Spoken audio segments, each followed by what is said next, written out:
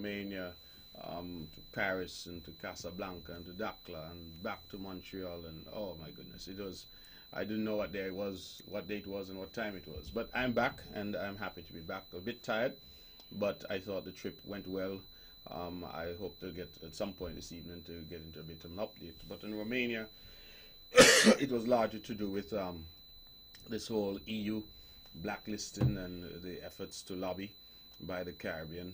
Romania is now sitting in the seat of the presidency of the European Union, and that is why they're important. But whilst in Romania, I discovered that Romania has a long tradition of education and has some 92 universities, some with over 20,000 students on campus, and that they have been offering the region scholarships, and to St. Kitts and Nevis in particular. In fact, last year they offered some 45 scholarships to CARICOM. I'm told that our colleagues in Antigua, in Jamaica, in Dominica are already taking up these opportunities, and I continue to encourage our youngsters right here in St. Kitts and Nevis to take up those opportunities as well. Very interesting opportunities. They offer scholarships to do things like agronomy, veterinary sciences, medical sciences, of course, and particularly in the context of technology. Romania is a leading IT jurisdiction, leading IT country in Europe, and they offer a lot in IT, science, math, things like coding, something that we want to introduce here in short order in Nevis. We're working on that. But the truth is that there are tremendous opportunities there. And I say that because I continue to urge our youngsters in particular, many of whom are persuaded that nothing is going on and that they have no opportunity, that they ought to reach out and capture these opportunities. And I happened to catch a snippet of the opposition here on radio not so long ago. And I was quite surprised that the man who's now leading that party took some time to point out why people should not be taking up these opportunities, are not interested in going to Romania and places like those, but rather, he suggests, want to go to the US and UVI. There's nothing wrong with the UVI. There's nothing wrong with the United States. Those who want to go to Midwestern or Monroe, there's absolutely nothing wrong with that.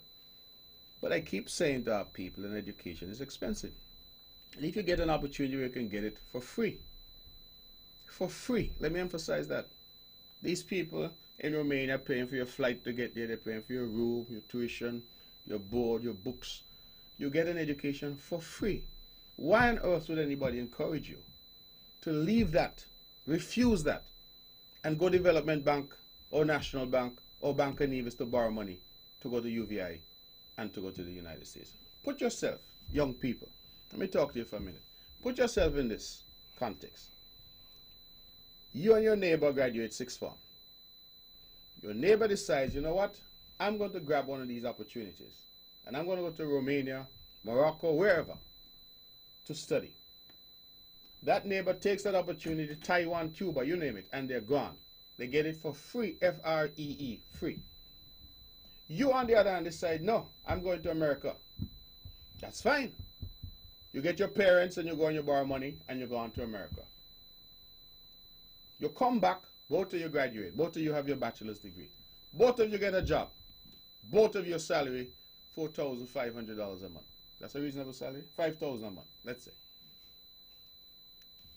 The one who has no student debt, from that first paycheck, starts to save towards a house, a car, whatever. Start to build their future. The one with the student loan might be 10, 12, 15 years before they can think about doing something. You know why? Because every month they have to find $2,000 or whatever dollars it might be to pay a student loan. This is not rocket science.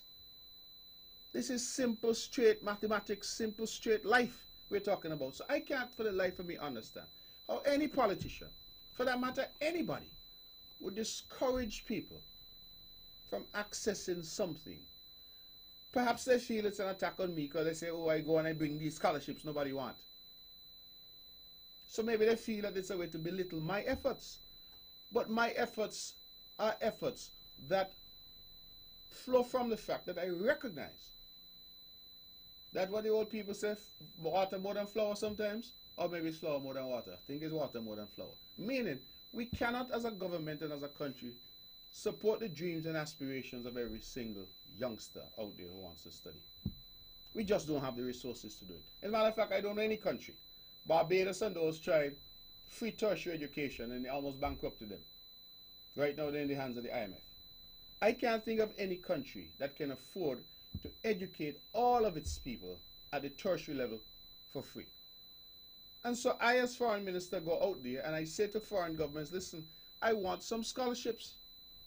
I want some free training. I want our youngsters to have an opportunity to come. Because when they go to Morocco, when they go to Romania, when they go to Colombia, Mexico, or wherever we get these scholarships for them to go. Taiwan. You know how many people here look like me, black like me, born here like me, and now speaking Mandarin? You know what? How much that gives them in terms of an edge over somebody else with the same degree, but cannot speak a foreign language? They learn the foreign language, they learn the foreign culture. They can fit now into a global system. We're not living in a little village anymore, you know. They say in the days with a little black and white TV, and you're a big shot in the community. Everybody now have color TV. Everybody have DG and Flow. We have progressed, and we need to encourage our people to see the world as it is. I'm sitting here, I have some guests this evening. They have traveled. When they come, they will let you know why they're here. But I know one has been to Morocco. I'm aware of that. One has been to Taiwan. I'm aware of that. The other one has been everywhere.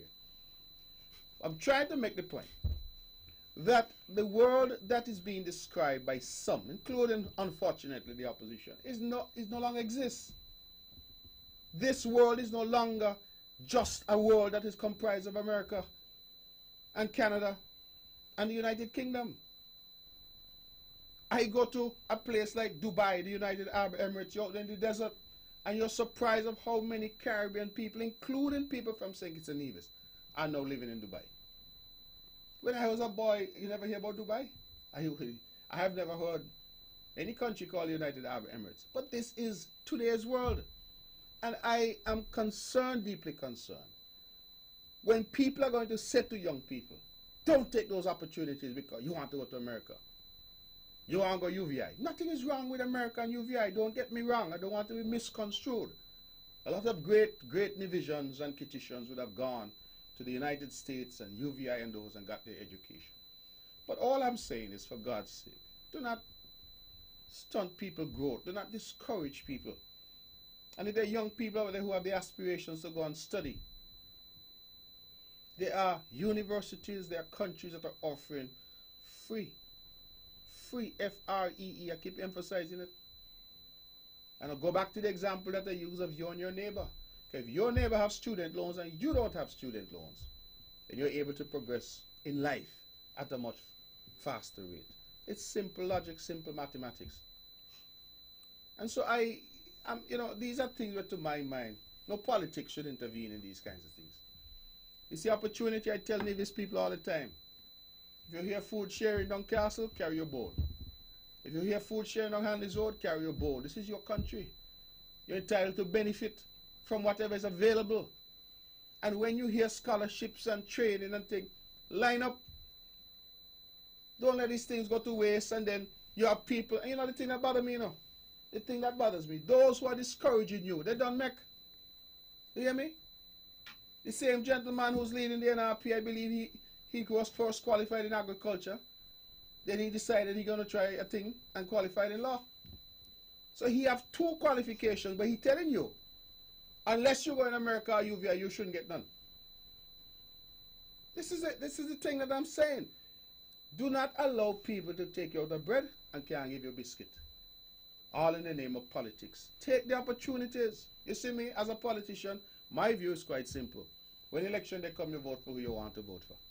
Simple view. If everybody lived by that, we wouldn't have no problems in the country. I go out and I campaign to everybody. I would love if everybody would vote for me. But I recognize that that is not how democracy works. But along the way, you don't try to stymie people's growth and development. Imagine I am going to say to a youngster, listen, youngster, you could get a free education, a degree for free in computer science, in agronomy, in veterinary sciences. You can become a vet. When I was small, I say animal doctor. You can become a doctor, medical doctor, for free. And then the other man telling you, not study here. If you now send you America or UVI, don't go. Or, alternatively, find money some other way to go. These are not things that we should be arguing about, ladies and gentlemen. These are things that we should be united on, developing our people. But it's almost as if there is a level of animus because Mark Brantley went out and bought this. So therefore you shouldn't take it because somehow if you take it, he can get credit. It doesn't make any sense. I'm not doing this for me. I had my chance already, and I mean, my days of school are over. At my age now, I couldn't handle it. School is a young people business. So my view is that this is now for people who are coming up. Those who are in 6th form, 5th form, 4th form coming through, who are saying, well, let me plan my next move. Particularly, I mean, I come from poverty. I understand it. When poor people don't have the choices like those who got the law degree and law form and things like that, you know.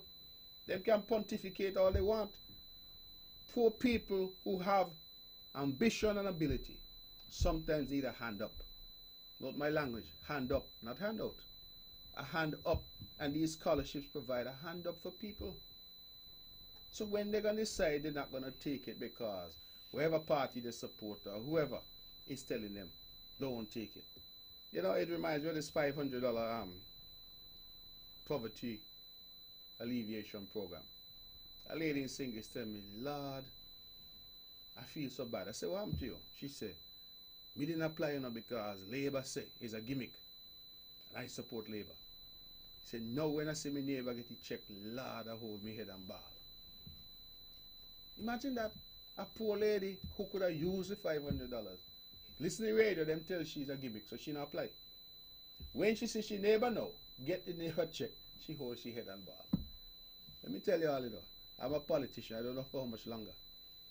But don't let nobody fool you all here. Nevis and Singis people, you all got sense. You all can reason for yourself. Don't let nobody fool you.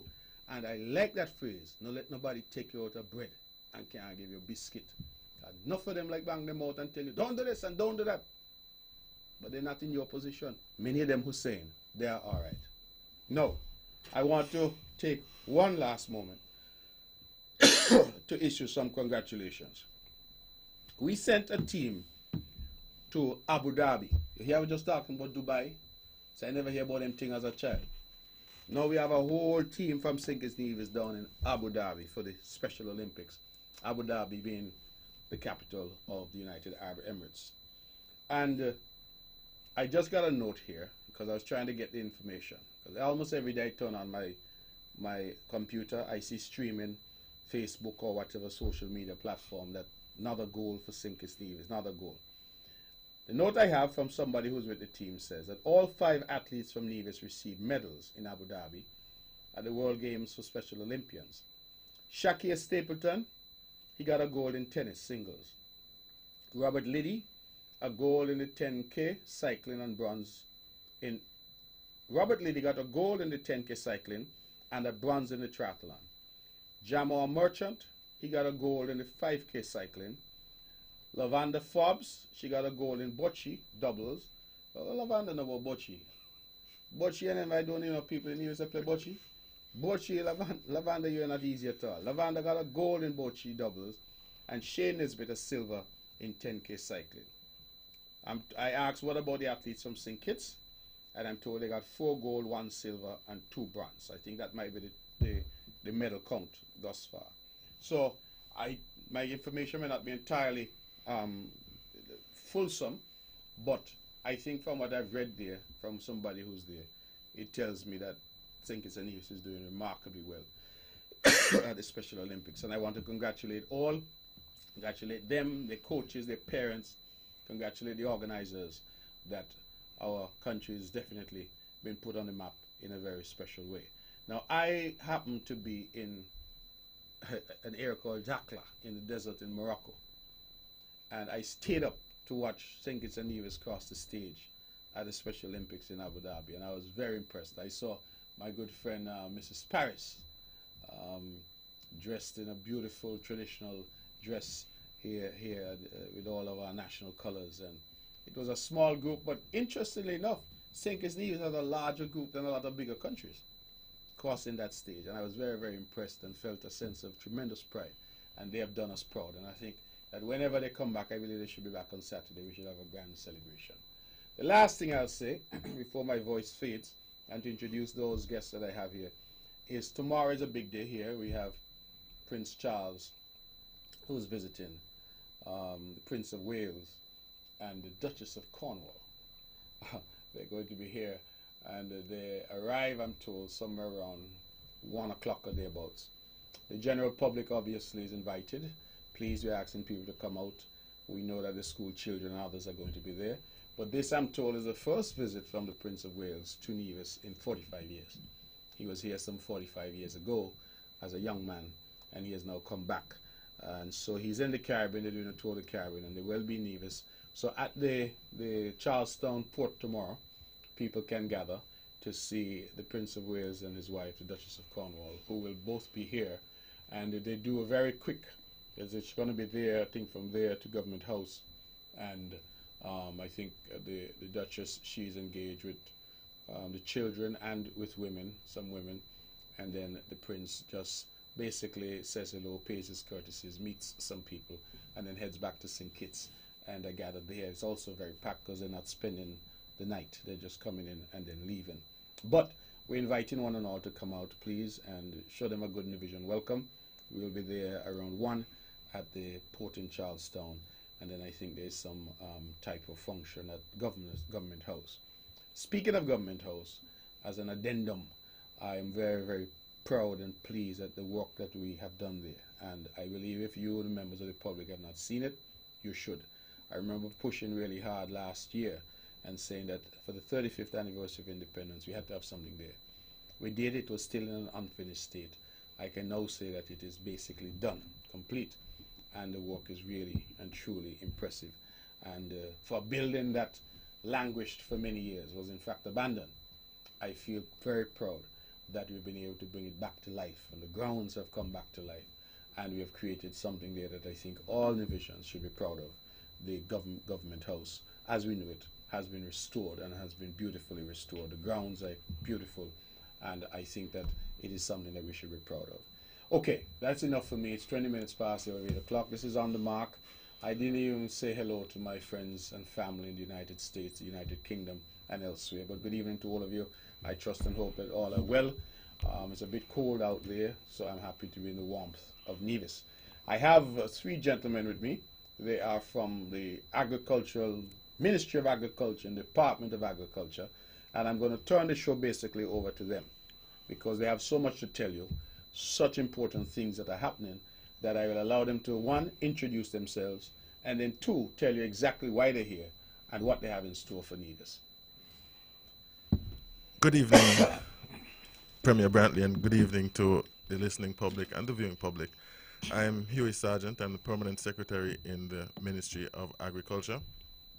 With me, we have the Director of Agriculture, Mr. Randy Elliott, and between both of us, we have the Chief Extension Officer, Mr. Steve Reed.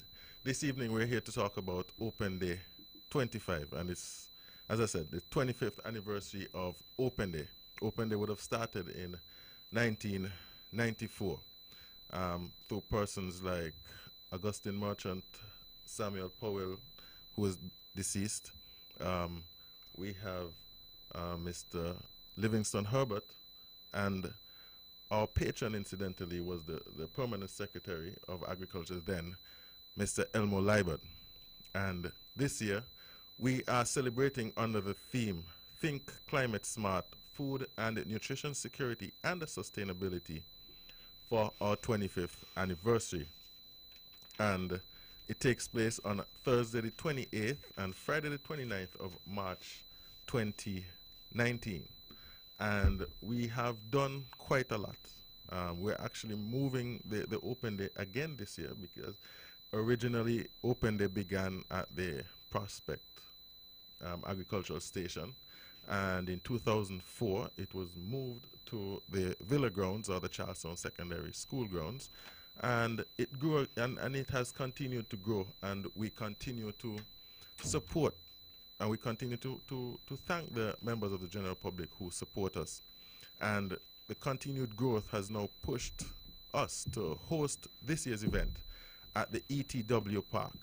And we want to say thank you, of course, for all of the support that you've given over the years. And we have a wonderful show in store for you this year at the ETW Park.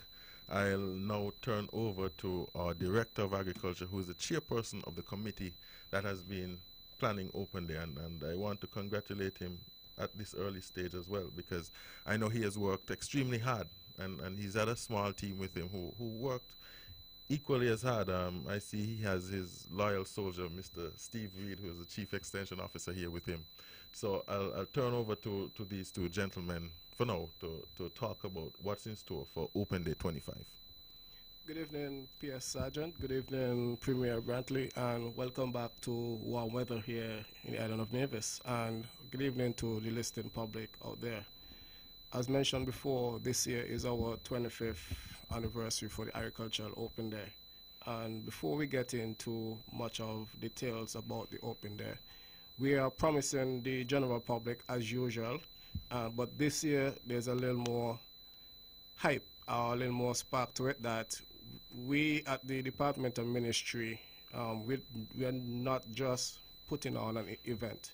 What we are giving persons is an experience, something that persons could come enjoy, and it is something that persons would always have within their memory. And in the inception of the Open Day, we have always strived to ensure that persons that come to the Open Day have an experience, and that is what we're giving the general public this year. The Open Day, it is not possible without a number of our sponsors, and later on we'll highlight our sponsors who are pushing to ensure that this year Open Day is very successful. I'd also like to thank the staff at the Department and Ministry of Agriculture, who have been very supportive in terms of ensuring that everything is put in place for this Open Day, and all our farmers and all our participants who are coming to ensure that this event or this experience that we're offering would be successful. Okay, well, Mr. Reed as well has been working quite hard, so I'll give him the opportunity to say a few words to us this evening. Yes, good night to one and all out there in Radio Land and my colleagues here in the studio. Agriculture Open Day 25. Some people may look at it as a big fear, a fun, but there's a lot of educational stuff that goes into it. It's not just coming and enjoying the food and seeing friends and, you know, the fun environment. And seeing it's 25 years we are celebrating this activity for, I would use the opportunity now to ask the general public, when you're there, to look for the educational material. If we notice, our land is 36 square miles. There's competition for land. Every youngster out there wants to build a house for themselves. But we still have to eat. So we have been pushing for new technology where we do a lot of intensive farming that will be on display. In the fishing industry, we will be showing new techniques and methods.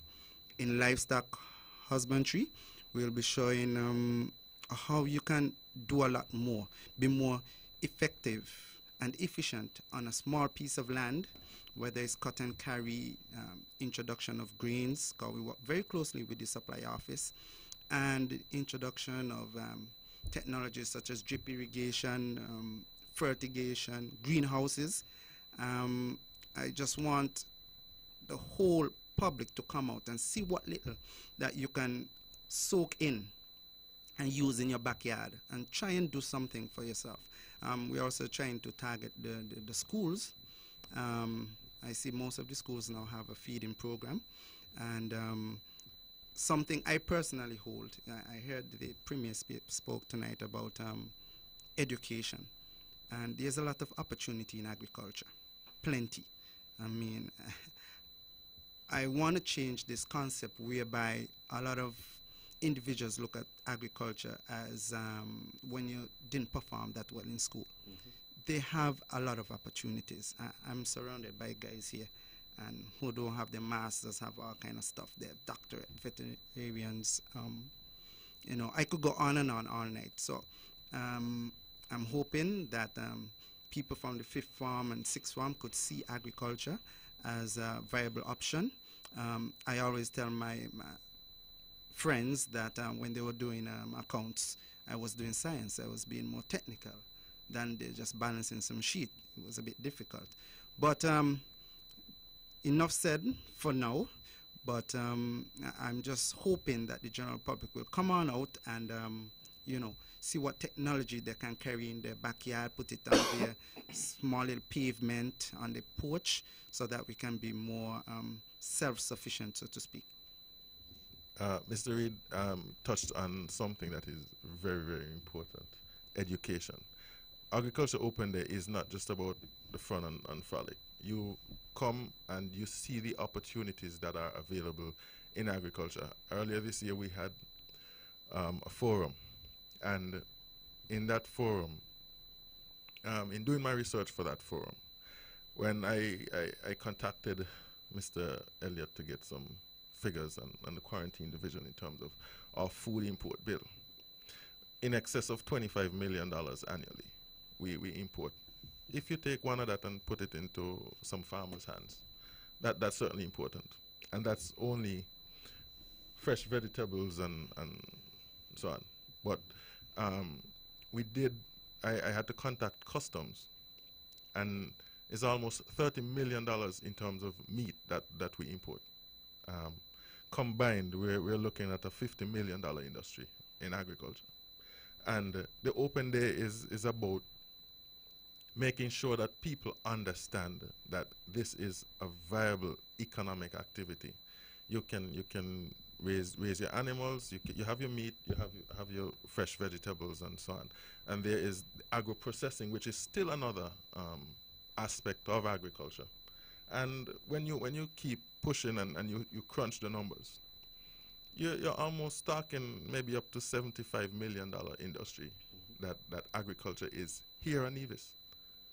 Agriculture is something that when we did business in school, there was Maslow's hierarchy of needs, and food is right up there. People have to eat, so and we have to let people eat more of what we grow, and we grow more of what we eat. When we look at what is coming in terms of fresh vegetables, or so-called fresh vegetables, and meats, the grade I had a discussion today with someone from ECGC, and when you look at the quality of meat that you can pick up in the supermarket, you're talking grade C, D, E, F sometimes. And in Nevis, when you go to the abattoir, and our abattoir, they have a good place in the Open Day as well. We are talking grade A pork, mutton, beef. We have fresh processed sausages, burger patties. You have burger patties, beef burger patties, pork, chicken burger patties. We have sausages, breakfast sausages. I think the newest product this year is meatballs. So we have the quality here in Nevis, and I want the general public to understand the impact that agriculture can have. It is no longer hoe and fork and work all day in the sun kind of activity. It is, as Steve mentioned, he did science. It is an agriculture science. There are so many areas that we can expose our youths to, and they can make a viable income from agriculture. And we just need to start thinking differently, start thinking like business people. Enough about the background. We have quite a good show in store for agriculture. And I was happy when we did our promotional activity on the waterfront last week. A month at the end of February, we had increased our booth allocations to, I think it was 85, 86. And all of them were sold out by the end of February. So we have been planning an activity, and we're still trying to see if we can fit more persons in. But the response from the general public has been phenomenal.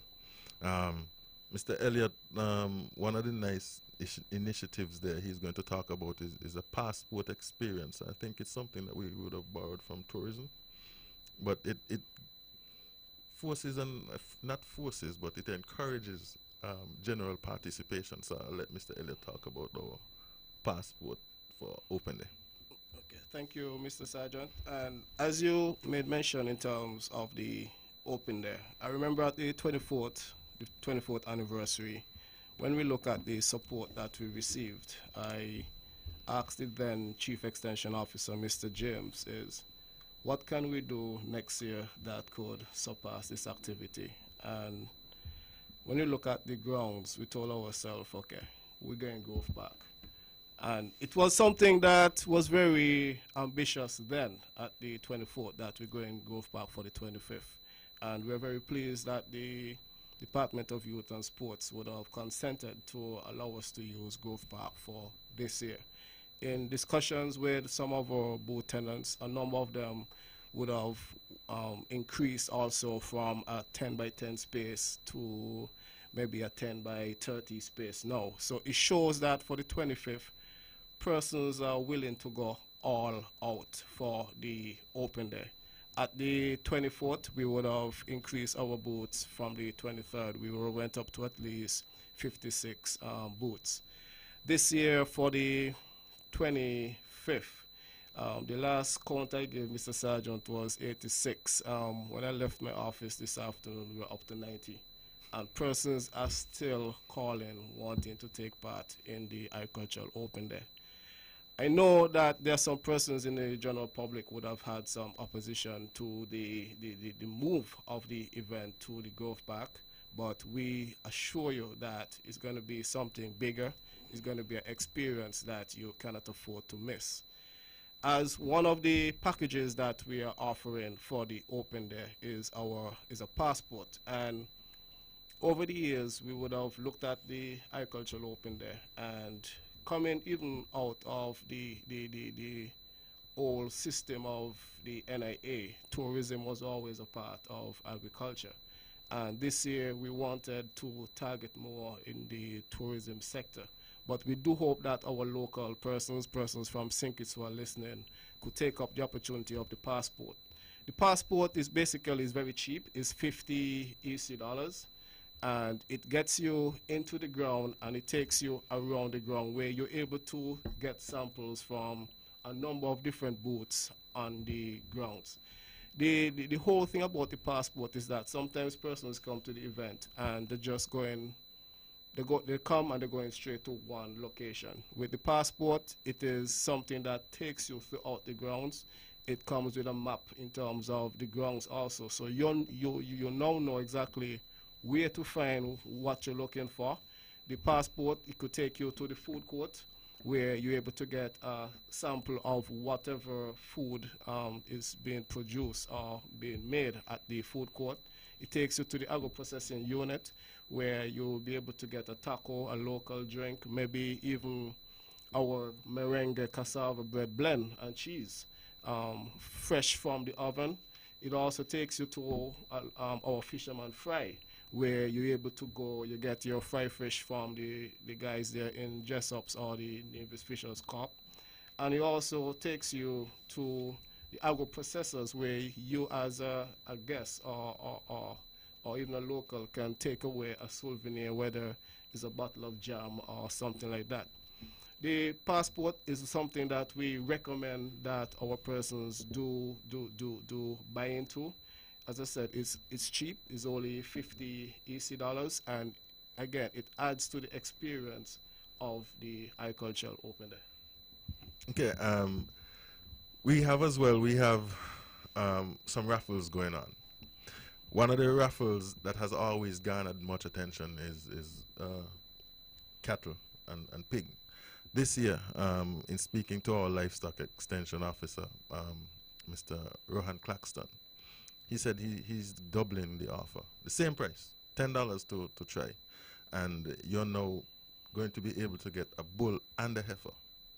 So we're talking about $3,000 in value for a $10 chance. And if you don't want to rear the bull or the heifer, I mean, we do have an abattoir that you could make some you could get some meat from it. But just to highlight, and we also have a Duroc. I think it's a Duroc pig that you can get, and I think that is valued at $5. But the big ticket item is the bull and the heifer that is up for raffle. So even now, any of the livestock extension officers or the veterinary department, veterinary unit, you can go there and purchase. If not, I don't think you'd want one ticket. You might just walk away with one of the books that have the tickets. Increase your chances. I don't think you can lose. We're talking $3,000 in terms of a value. So $3,000 in terms of the value of the price and the and bull. the bull, yeah. And the Duroc pig is valued at what? I didn't get a value. Okay. About $500. Okay. Yeah, and we spoke about the passport. Also, one of the contentious issues I've been hearing, we would have, because the putting on of the event is a little more expensive, we have to increase the gate price. The gate, that price, but price, is going to $5. Of course, children in school uniform, they're free. But in increasing the price, because of obviously everything costs money these days, and in increasing the price, we said, let us add some value. So once you buy your ticket, you're going into another raffle, and I think the last prize we discussed was a night for two, valued at $800 US. So wait, on one of the farms? No, one of the hotels. One of the hotels. Tourism, tourism has worked. We're quite happy. Tourism has worked with us quite well, and we are excited because once we see the value, once people make the linkage between tourism and agriculture, it's always a good thing. Agriculture, well, people used to say agriculture is a good supporter of tourism. I think tourism is a good supporter of agriculture.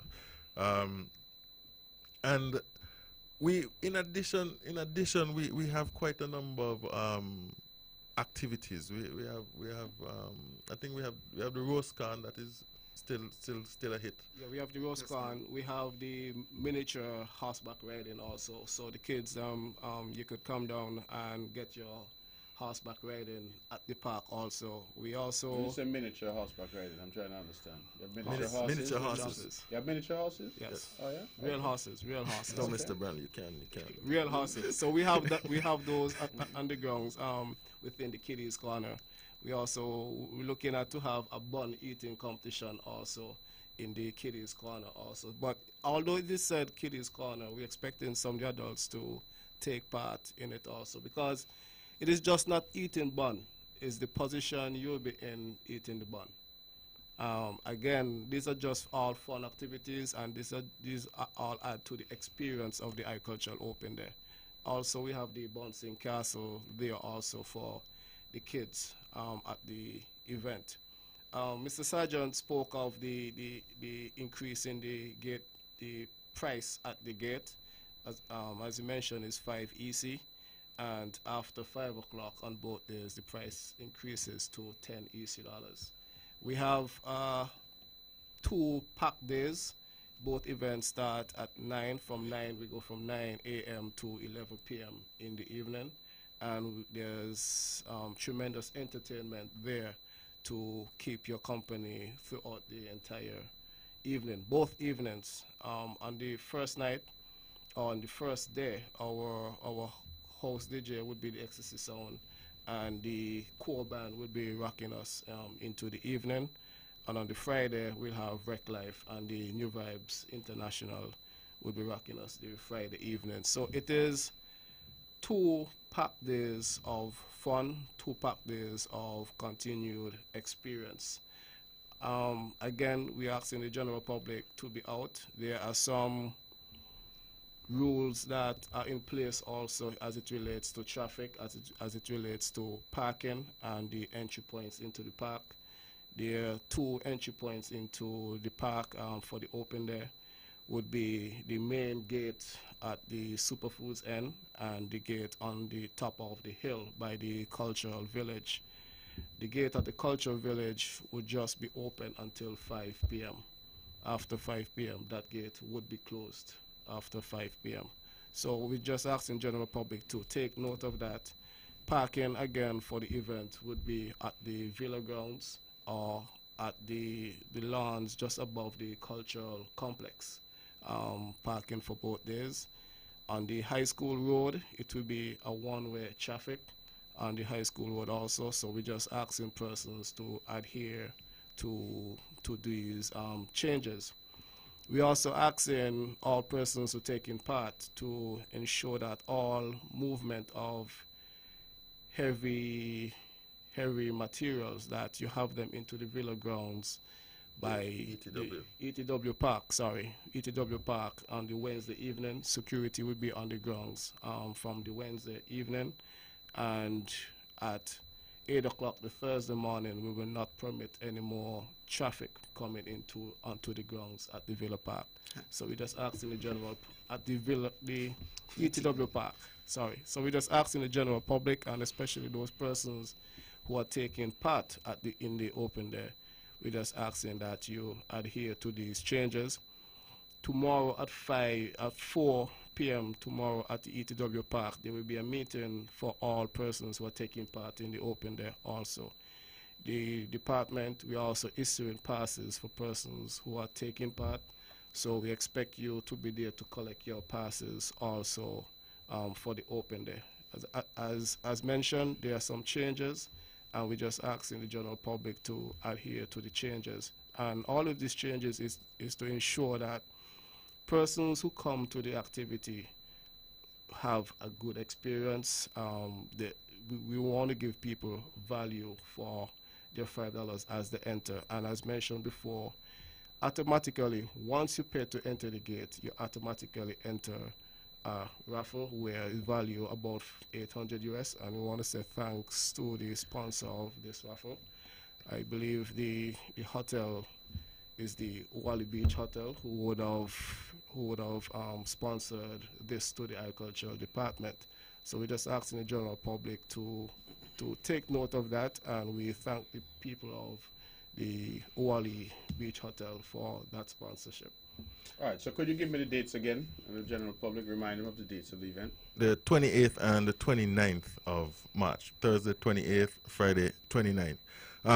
Let me as well talk about some of our sponsors. We have TDC, Marketing Arm International, National Bank, ECGC and the Supply Office, Carey Breweries, SL Hosfords, Bank of Nevis, NHLDC, Finnish Touch, Brands Architectural Services, Lefco, Flow, Digicel, Nevis Tourism Authority, Wally Beach Hotel as mentioned before, and we have quite a few more. And some of these persons have actually increased their sponsorship over the years that they have been sponsoring, and we want to continue to thank them for this.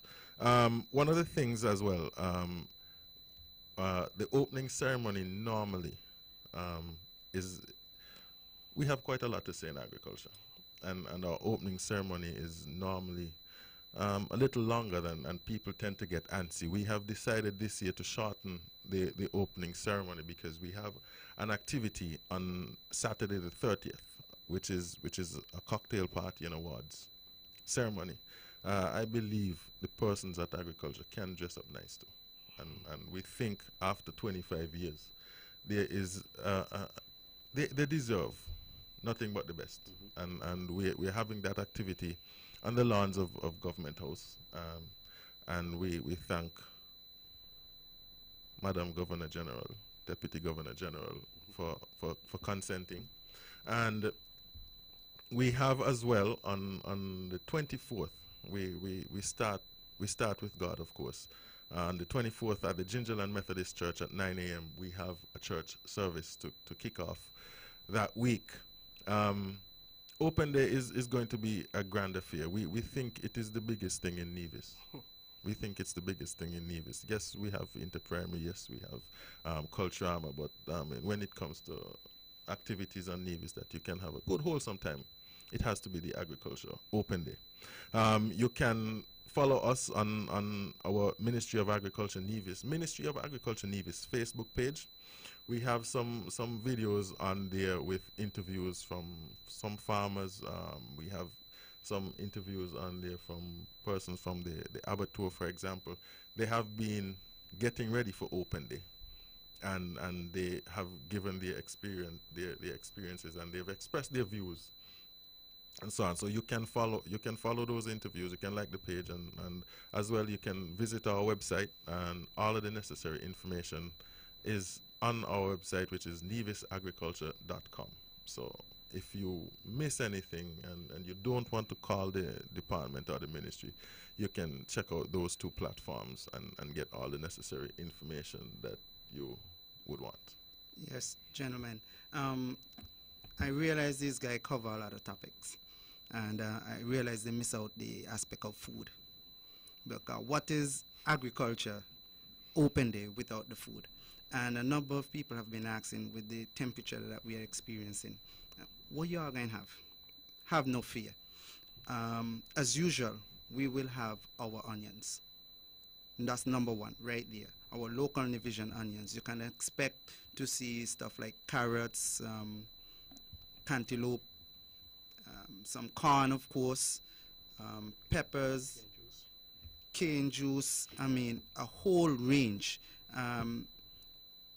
With our training, the weather doesn't bother us at the department. We are trained to survive and to produce under the worst of conditions. Actually, we like to produce in these type of conditions because it shows that we know what we are doing, and we try to pass on the technology to the farmers to show them that they could produce all year round. So come on out, and I would say give the supermarket a break, eat local this time around. Something I noticed when I was growing up, I never used to hear people getting cancer and stuff like that. I don't know if it's because they were eating more local, but with development, I don't know, we stray. But I'm pushing for the local foods. Of course, the abattoir, they say they can't run out of mutton. And, you know, mutton is something that our culture demands a lot of. I'm still trying to encourage people to eat more vegetables. You know, our culture, we judge a plate of food based on the portion of meat that is served. So we still want to push the health aspect. Preventative is the better way to go, the cheaper way to go, less pain and all that.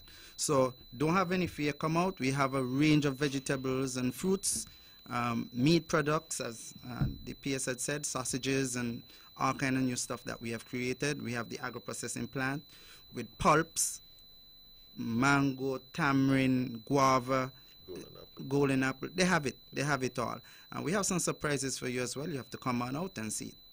Okay, and I think we're wrapping up now, and I hope you're going to be on island on those 2 days, because I realized on social media you are Chef Brantley. We have some food demonstrations, so I don't know if you. I hope you. So I hope you're going to be available to come and participate in our food demonstration. We have. Maybe you can partner with Chef Michael, who I could wash the dishes for him. But yeah, that is one of the good highlights as well, because what they do, the chefs, they use local produce and show you how to make simple and tasty dishes with local food. Nothing from overseas, just fresh local. So you indeed can eat local, eat more of what we grow and grow more of what we eat. Okay, gentlemen, thank you very much. It's 10 minutes to the hour, 9 o'clock. I think you all made some brilliant points. Again, just to remind us, it's the 28th and 29th of March, the 25th anniversary of the Agriculture Open Day in Nevis. It means if you've lasted for 25 years that you're certainly doing something right. And this one, they say, is going to be the biggest ever. They've moved it to the ETW Park, and as you're hearing, over 90 booths. And so we expect quite a lot. I think that it has lived up over the years to its billing. It is certainly a wonderful event, and people of all ages can come, enjoy, browse, eat, buy vegetables and the like to take home. And so I think it's really a showcase. Are we going to get the people coming over from station thing as usual? Are they coming this year? Confirmed. Confirmed. So I know they're listening. They listen quite avidly to the show in Statia. So we look forward to seeing them, our brothers and sisters from the neighboring islands who come. And of course those from St. Kitts as well, who always come over and support. I'm particularly interested in the agro-processing side and all the pulps and things that are available. And I think that it gives an opportunity for the public as well to see the investment that has been made in agriculture over the years and what we've been doing. And I'm happy that you all made the point far more eloquently than I could about the value that agriculture brings, not only to feed ourselves, but for those who are saying, well, what kind of career I can pursue, that there is money in agriculture, there's money in farming. I mean, you talked about $75 million. That's just the context of Nevis. You add St. Kitts to that, you got to double or triple that. And then the potential, of course, to export. One of the things we're trying to do with mango pulp, I know the minister is quite aggressive on that, is to get to a point where we can actually export large quantities of mango pulp and have mango pulp available all year. So the truth is that there's a tremendous earnings to be had, there's a career to be had in agriculture. And I endorse all that has been said, because I think, again, our young people need to position themselves, need to start to look in a different way. When I was a boy growing up, you're right, everybody thought agriculture was backbreaking work with a hoe and a fork in the hot sun. But we've gone beyond that. The technology now is available. People now work smart. I've been to this Mackey Truss as a hydroponics facility. You go there, I mean, it's amazing. It's pure technology at work, and what they've been able to produce there. So the truth is, I think that we can do a lot more, feed ourselves, be healthier, lower our import bill, and keep a lot of that money circulating right here as we try and do what we do. I'm very impressed with the strides at the abattoir, the new facility that is there now, and what they've been doing there. I think Gary Griffin has done a wonderful job with his team and what they're producing there. But again, you're right, we need to see the public, the linkage. Public now going there to buy what they want, or the supermarkets buying from there to unsell to the public, so that we are piping the right kind of food and the best quality. And I'm happy you made the point, Mr. Sergeant, P.S. Sergeant, because a lot of times we go to the supermarket and we're picking up low-grade food. You know, as you say, you know, D and F-graded meats, when we get A-grade from right here in Nevis. And so we encourage our people to look and see what we have and to participate. I believe, gentlemen, and I want to predict, that agriculture is on the rise in a substantive way. Each year we have incremental, but I see some youngsters, for example, in the Cherry Gardens area who have come together and who have decided, you know what, they want to take farming seriously. And that's who you want. You want the younger people, especially with energy, to see that it is viable and take it seriously. And I feel that agriculture, if taken seriously, can mop up some of the unemployment and some of the things here, where people can actually be growing food for sale, growing food to feed their families, and becoming self-sufficient. And so I entirely endorse all that you've said, and certainly I think Mr. Reid, it was to talk about the various careers available in agriculture and education and the role of education. So thank you all for being here. It is 5 minutes to the hour of 9 o'clock, and I'm very happy that you would have come. This is a show that is widely listened to, so I'm sure the word would have gotten out. And so we thank you, all three gentlemen, for your time, and bid you adieu, and we will no doubt connect sometime soon at the Agricultural Fair before. So thank you all very much for being here. Thank you for hosting us. Ladies and gentlemen, there you had it. The three gentlemen who came from the Ministry of Agriculture, who came in order to tell us about the 25th anniversary of the Agricultural Open Day and what we, the members of the public, can look forward to. It appears that they really do have something incredibly special in store for us on the 28th and the 29th of March. And so we invite all of you who are listening to come, those in Nevis, those in St. Kitts, Statia, Saba, St. Martin, those in the neighboring islands, please come and be a part of Agricultural Open Day. Ladies and gentlemen, you're listening to On the Mark. I'm your host, Mark Bryant. It is 5 minutes to the hour of 9 o'clock. Let's open the lines now and get some calls. The phones are ringing already, so let's go straight to the phones. Good evening, you're On the Mark. Okay, we've lost that caller. Callers, the numbers to call are 869-469-1616 or 869-469-1700. You can use those numbers to call, and to get in on the show if you so desire. Let's go. Good evening, you're on the mark. Good evening, Michelle. Good evening to you, my dear. Good evening, my Premier. Yes. Psalm 64, verse 8 and 9. So shall they make their own tongue to fall upon themselves. All that see them shall flee away.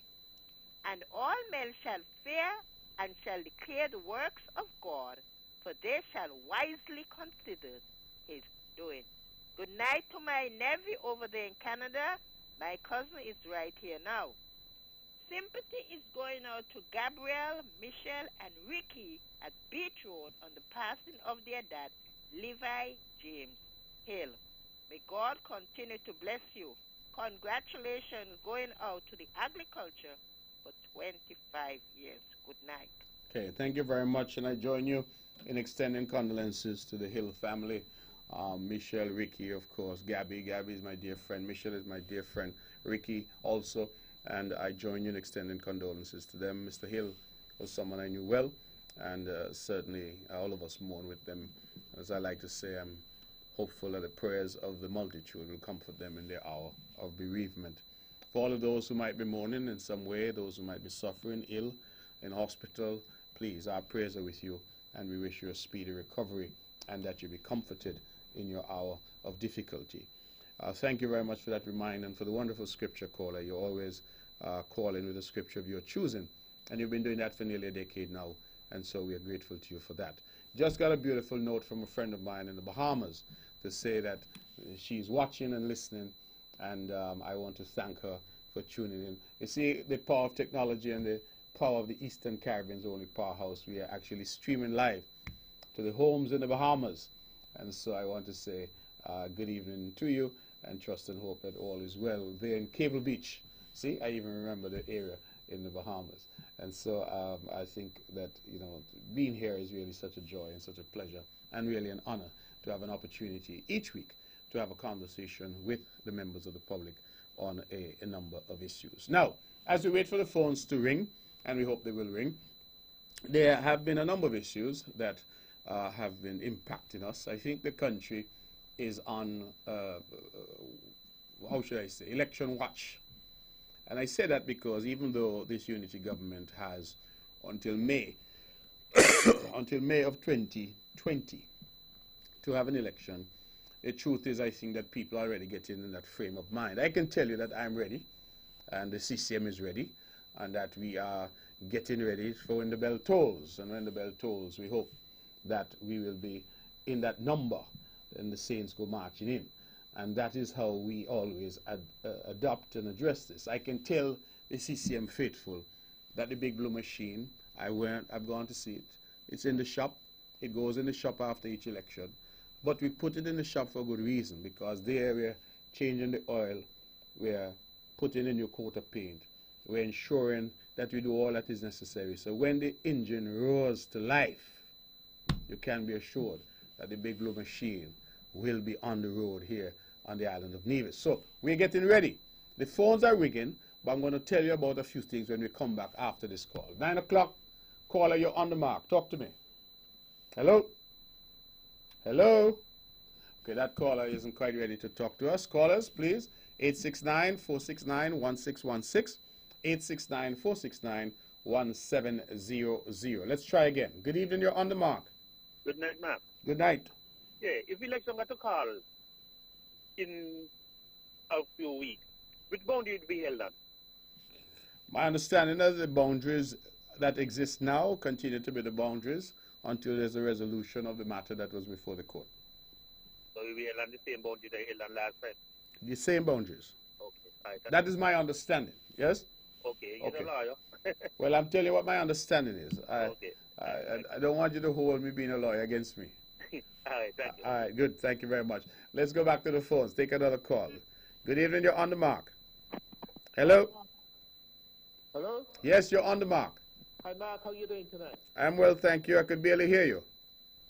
Can you hear me now? Yeah, a bit louder. Okay. First of all, let me commend you on that recent contract you signed with the airport. I think that was a great thing you did, especially when you include the clause that with that beginning and ending date. Yes. I think that's something that we really needed, because I saw so many people come here with great ideas, and 20 years later, they still haven't produced anything. Yes. I want to ask a question concerning electricity. Yes. 110.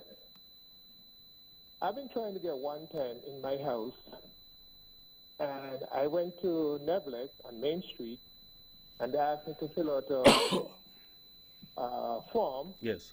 and accompany that with a letter, which I did.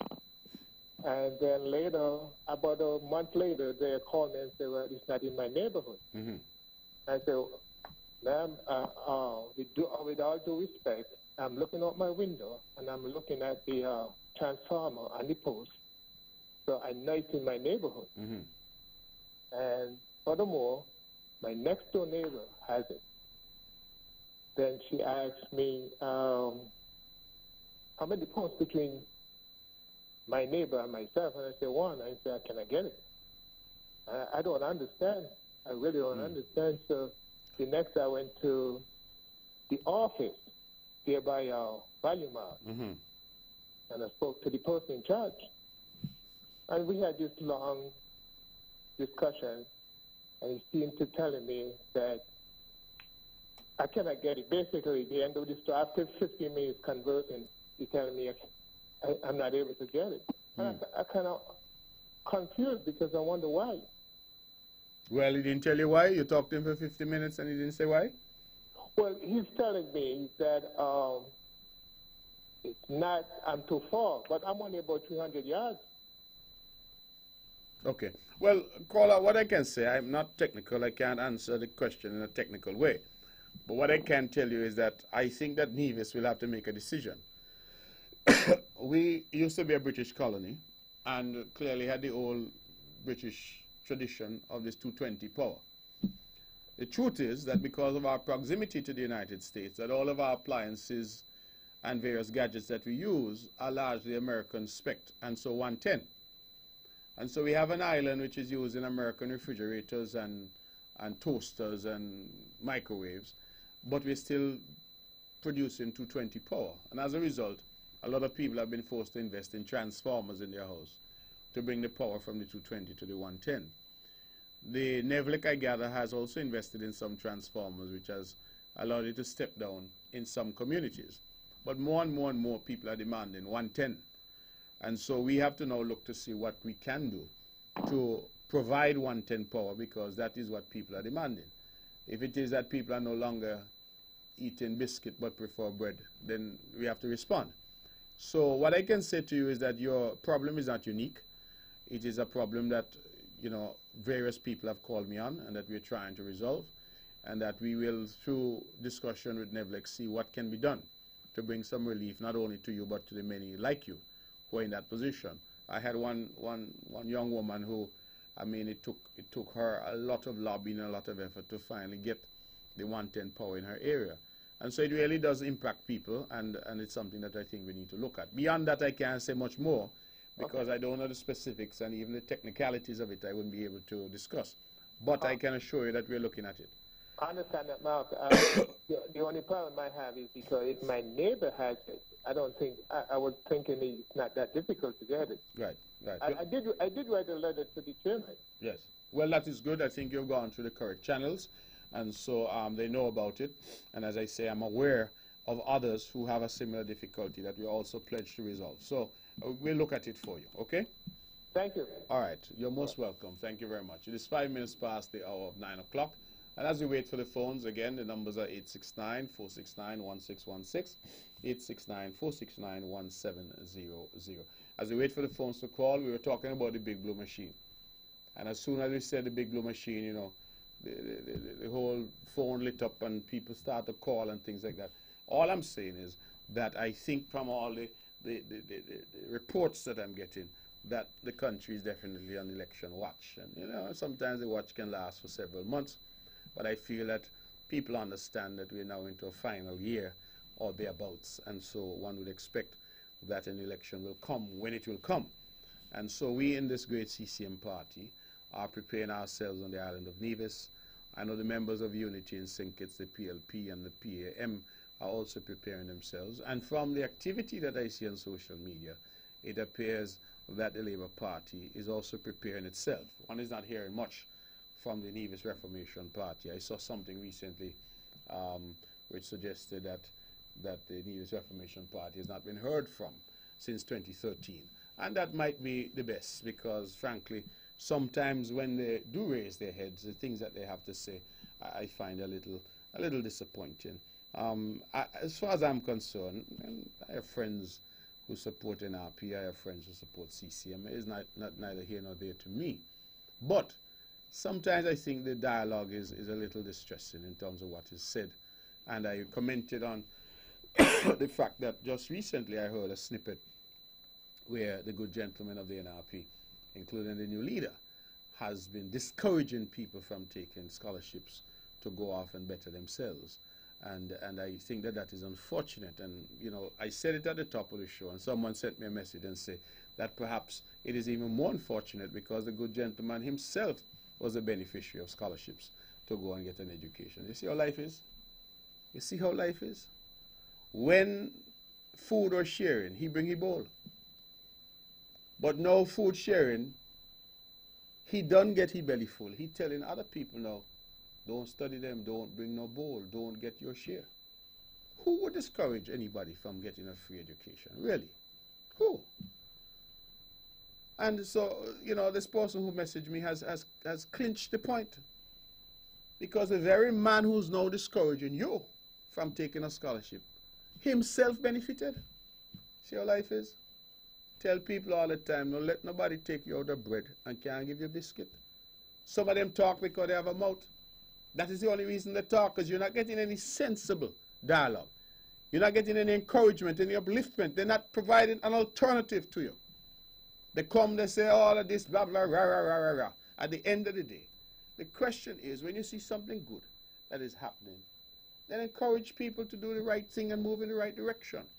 Not encourage our youngsters not to take advantage of opportunities that are being created in the country for them because they're being created by a party that you oppose. It makes no sense. Let's take this call. We're going to come back. Good evening. You're on the mark. Good evening, Mr. Brantley. This is Shavani Nisbet from Health Promotion. How are you, Shavani Nisbet from Health Promotions? You're calling from Taipei? No, I'm calling from Nevis. I'm back now. Okay, welcome back. I know you were back, and I'm just teasing you. I know. Yes. And I'm wait, before you say anything, I'm happy you took the opportunity to take a scholarship to study in Taiwan. Oh, thank you for, and I'm also happy for the opportunity. What was the experience like? It was really good. It's a rich experience. That's what I say. It was good. It was a good experience. And did you learn Mandarin? I learned a very little, ED, very little. Okay, all right. Go ahead. Tell me where you're calling now. It's also on basically Health Promotion Unit. On Friday is World Water Day, and so the theme is drink more water. So we're trying to encourage the general public to drink more water. And so for that day, we actually were able to collaborate with the Nevis Spring Water Company and Nelson Spring, and so they will have reduced prices for their water for the individuals who want to go by and buy water. So at Nevis Spring, instead of $1, it's going to be 50 cents. And Nelson Spring, you know, they sell by the cases, so they actually have a reduced price for their cases as well. Okay.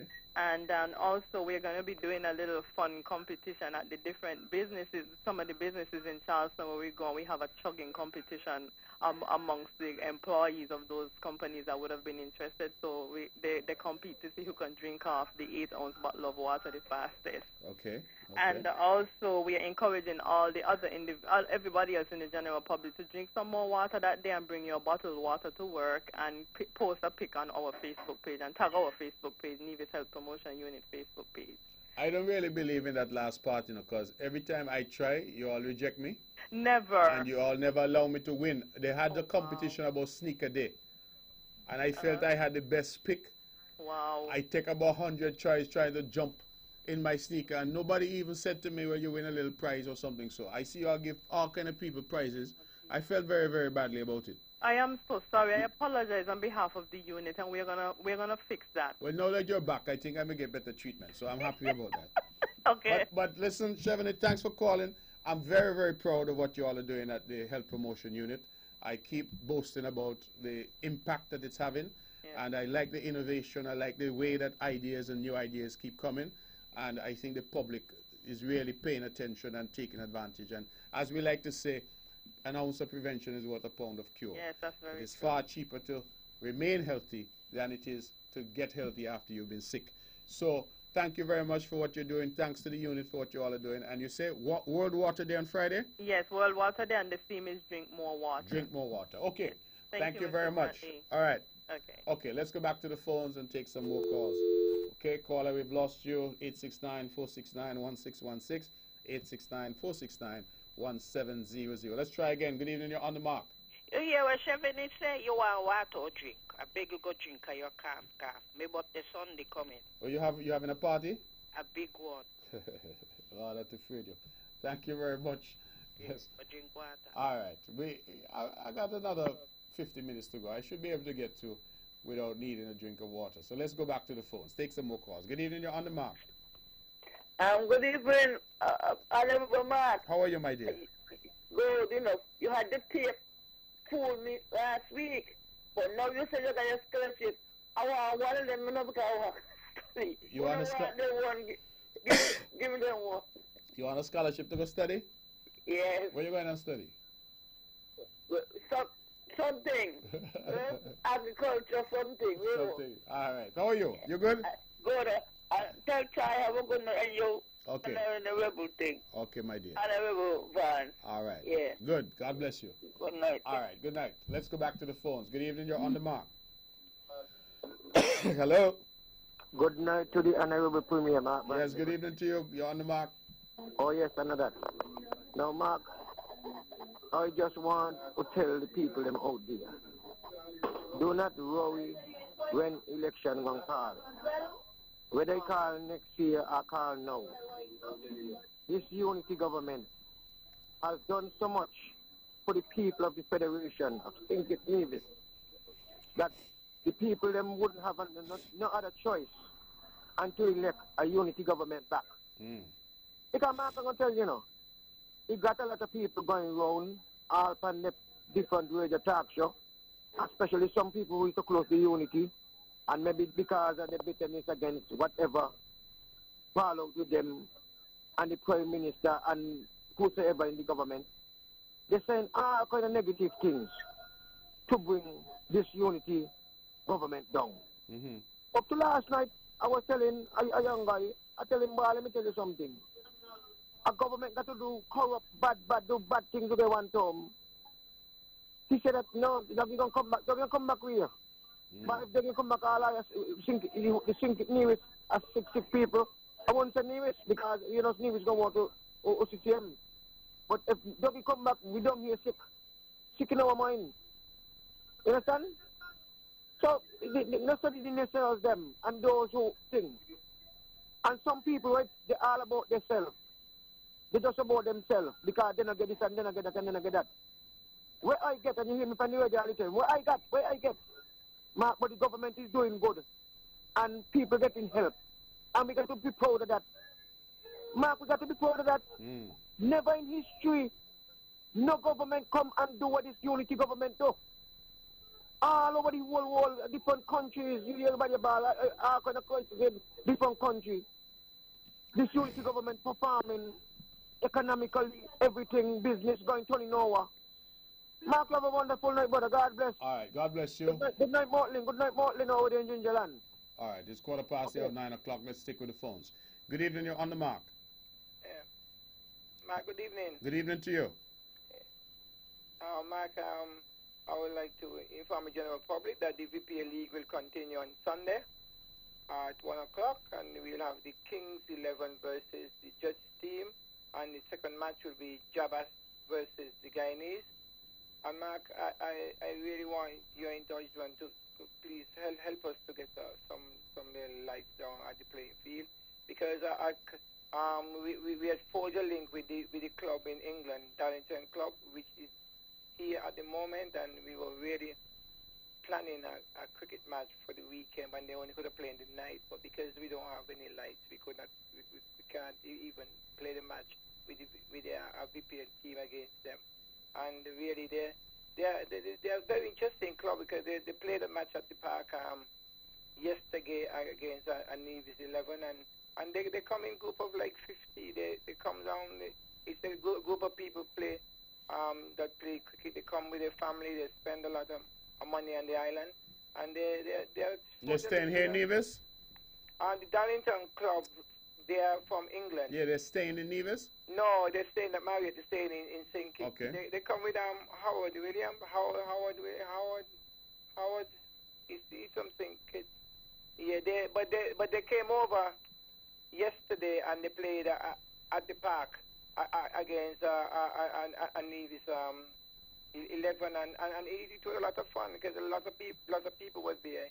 I was there doing my little commentating as usual, and I actually met with the owner of the club, and the club seemed to be a very rich club, and they promised he promised that he's gonna get some gears from me for the training program that we have going on at our time, and he will try and get back the gears them to Nevis in the next 3 months.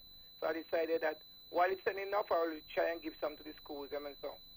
And he really wanted to play a match at hard times over the week, but they only could get to play during the night. But we don't have any lights, so that's one of our setback at hard time, that we can utilize the field during the night time. All right. Okay. So I pray you're indulgent, and I know you're going to try and help us out. All right. Thank you very much, as usual, and thanks for all the hard work that you do and continue to do. All right. We have any other calls holding? Okay. Ladies and gentlemen, I was talking about the elections and the fact that I think the country now appears to be on election watch. I think that we are going to have to see what happens as the weeks and months unfold. But I believe that, as one caller said, at the end of the day, you will judge the government on its record, and you will judge those who are seeking to get into government on their record, because they have a record too. And I have found a very interesting line of analysis that is developing in the country. People, many of whom have recently found their voices to comment politically, are saying of this government that they see wrong in relation to this, that, or the other. No government is perfect, so let me get that out of the way. Mistakes will be made. We are all human. I often remind listeners that God only, as far as I recall, created 3 perfect human beings: Adam, Eve, and then Jesus. I don't have anybody else. If I'm incorrect, then those who are biblical scholars could correct me. And Adam and Eve sinned, and they crucified Jesus.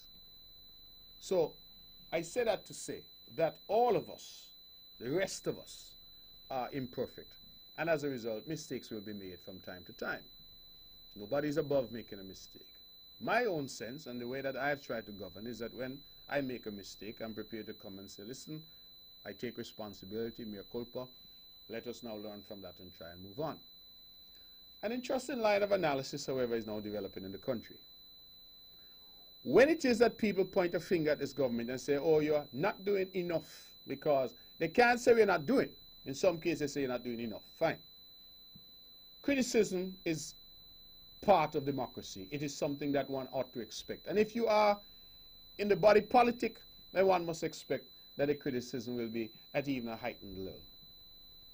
My difficulty is that people now seem to want to criticize the current government, but have no regard and wish to have no conversation as to the record of the previous government. Now, my own view is that when people are fresh and new and vying to get into government, they do not have a record. They come and they say that they make commitments, what they will do if they are elected. But you have here a Labour Party in St. Kitts, which at one point stood alone, and then later, as it was weakened, it sought to cling to the NRP in Nevis. And that party on its own and in coalition has a record in government. They were in government from 1995 until 2015. By my tally, that's 20 years. You have a unity government which took over in 2015. And that government has been there 15, 16, 17, 18. We're now into 2019. And yet, people want to hold the 4-year-old government accountable, as they should. Do not get me wrong. But excuse all that went wrong under the government of 20 years. Well, if you're asked to choose as a voter, you must say, well, let me hold up that 20-year record, and let me hold up the 4-year record. Let me see what good was done in 20 years. Let me see what good has been done in 4 years. Let me see where we went wrong in those 20 years, and indeed where we have gone wrong in those 4 years. You have to make a fair comparison. But some people, they say, oh, nepotism under this new government. And you say, but why it is that you are saying nepotism when under the previous government, oh, we don't want to hear about that. That is the past. That is the argument you're getting now. They say, oh, crime under this new government. We say, but the most murderous year in the country happened that. Oh, no, no, no. That is the past. We don't want to hear anything about that. And I'm saying that it can't be fair or right. If we're going to do an analysis, analyze everything. Talk about what was. Talk about what now is. And talk about what you want for the future. It has to be that way. But some people want you to forget the past. They want you to feel that politics and government only started in 2015. And any mistakes that have been made only started in 2015. And that you must not seek to draw any comparison. You must accept that if there are 10 murders in 2019, that it is terrible, and terrible it is. But do not mention that there were 36 in 2012, because that is the past. Let's go to the phone and take a call and come right back. Good evening, you're on the mark. Yeah, good night. Yes, good night. I want to say there's only one man in the world never made a mistake, Jesus Christ. And I want to say good night to Madeline Gunn of the Atlanta, Poochie. All right, Poochie, thank you. So, 25 minutes past the of 9 o'clock. We're still taking your calls. Please feel free to interrupt me. 869-469-1616. 869-469-1700. Let's take this call. Good evening, you're on the mark. Good evening, you're on the mark. Okay, we're not hearing that caller. Caller? Okay. Caller, please try again. And if you get in, we hope to get your views, of course. On this show, we say we take all shades of public opinion. So, we have this type of warped analysis that is somehow creeping in, where people are saying that you're not allowed to look at the record of the Labour Party in government. You're not allowed to look at that. You must only look at the record of the existing government. And you're free to criticize the existing government, but you can't compare and contrast. And I'm saying that can't be the case. Because if a man has already shown you who he is, I listened recently to a radio program and I heard members of the NRP, the Nevis Reformation Party, talking about corruption, talking about conflicts of interest.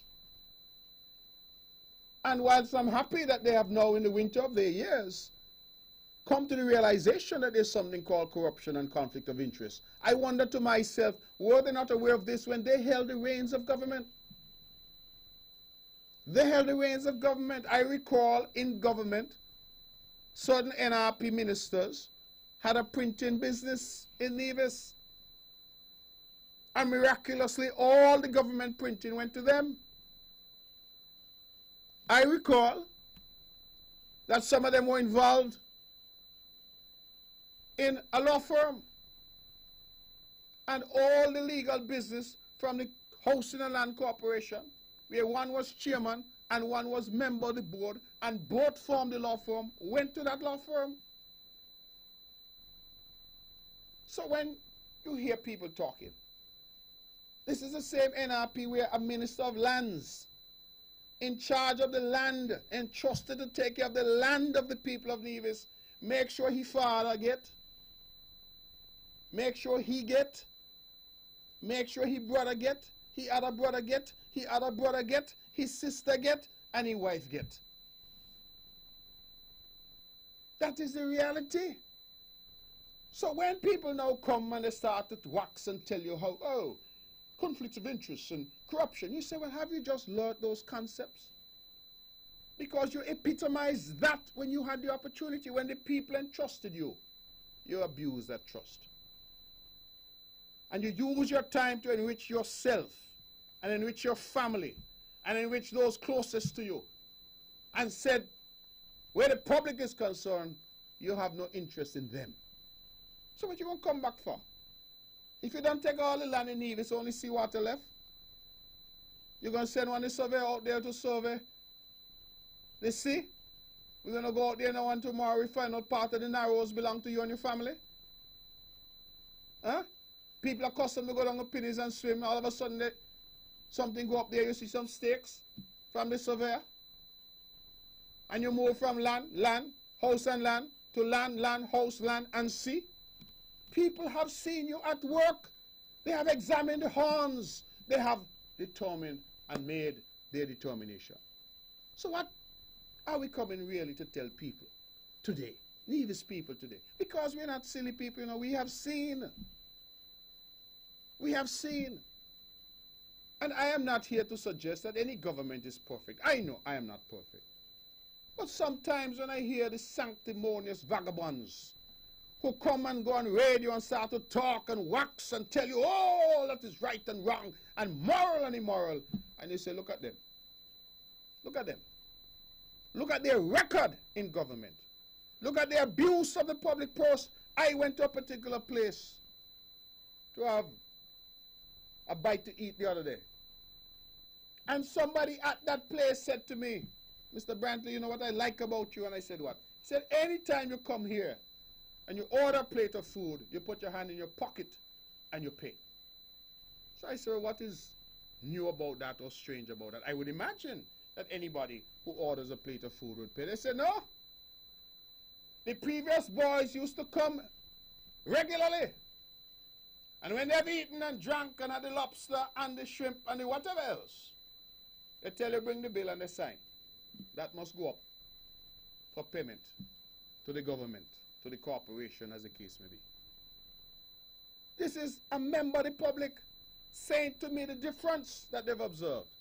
And I'm looking at myself and say, how can I, in good conscience, go out to any place in Nevis to have lunch? Lunch for me, for my purposes, the nourishment of my body, and send the bill to government. How? Unless it is something where you're entertaining somebody or there's some special occasion. Ordinary lunch. The bill, sign it, send it up to the government. That is what was, ladies and gentlemen. And I am persuaded that Nevis is not going to go back to that unless they come to the public square. Get on bended knee and repent. And do so in a way that we, the members of the public, can be assured that they have had their road to Damascus moment. That they who coveted your land and your house and ensure that they, their father, their brother, their sister, their wife, and everybody got some when you got none, that they do not now covet your seawater. That is something that we must look at. And that is why I am prepared to debate any of them at any time and at any place. Because I know that before God and man, in the words of the late great Limo, my hands are clean. And when you're armed with the impregnable armor of righteousness, you can speak to matters in a particular way that gives your words meaning and truth and have them ring out in the public in a particular way. Not people who come to try and cut a flam and try to see who they can fool. When you see the fruits, every morning they get up in a bed, in a house that taxpayers help to build. Every morning I get up in a bed in a house that First Caribbean Bank helped me to build. You must talk and ascertain people who come for themselves as opposed to them who come for you. And that's why I say, you know, the big blue machine, oh my goodness, I went to see it in the garage. And it's doing well, it's looking well. And when it hits the road, let's go to the phones. Half an hour left. Good evening, you're on the mark. Hello? Hello, good night, Mark. Yes, you're on the mark. Go ahead. Mark, let me tell you something, right? When I listen, I love young people. I like to see young people perform. I like to see young people go to school, come out something, go to college, university, or whatever. But when I see young people just come and educate themselves to whatever, whether doctor, lawyer, or whatever, and got a man who served 20 years in government. I'm talking about Convis and Dr. Juno. You understand? These guys going on radio, talking all kind of nonsense. You understand? Young people listening to them. I respect Dr. Joe as a doctor. I respect him. I respect the guy. He come from humbling people. I respect Convis too. But what? They cannot show me as an elderly what they're going to do when they get in government if they got to succeed to win the seat. Because what happened? They come in with what Dr. Douglas saying. And this so negative. They're talking about the MRI machine, over the monkey farm. They're talking about this, they're talking about that. Dr. Douglas was there for 20 years in government. $1.5 billion spent. 1.5 billion, you hear about it, you don't know what you do. But this unity guy, I pass the IMF, do all kind of things, doing projects, doing this, doing that, and they want to provide this and provide that. When you all is going good. You know, it hurting me, man. It hurting me to see young guys like them just in the safety politics and just running Dr. Douglas line. Dr. Douglas, a number, he don't take the number. I agree with, I will pardon Marcella and the rest of them who here. Because them apart from them, they rejected it. Nobody really studying to them. But young man like Dr. Joe and Convis, you understand? Man, they only putting themselves further down in the ditch. You understand? Nobody had no respect for them anymore because they when I listen to Dr. Joe, as far as I'm concerned, I want to know the garbage, the landfill, some of the garbage, thing to store, garbage to store over there, with teaching them where they say. Because the landfill almost full up. And a load of garbage to come out of the guy mouth.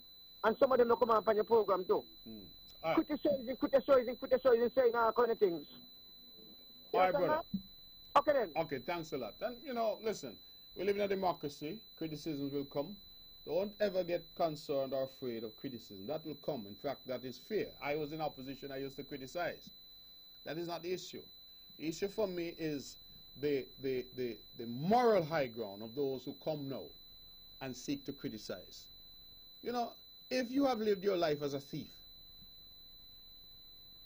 and as some say, people, property like put up on your hand, for some reason, your hand like a magnet, then it is difficult for you to be the one to go on radio to tell people about thieving. Because you've lived a life doing that. And that is the difficulty that I have. And then when you point out to them, well, my brother, how is it you're saying this when, don't talk about the past? I must not talk about the past if you used to thief when you were there. Well, what are going to put you back there to do? Huh? If you were there and you were engaged in certain activity which was exposed to the world. I recall when I went into the parliament, a lowly senator on the opposition benches. And when I take out my file, because one thing I know the people of Nevis have known me to do, I don't talk frivolously. I take out my file, I bring my file there.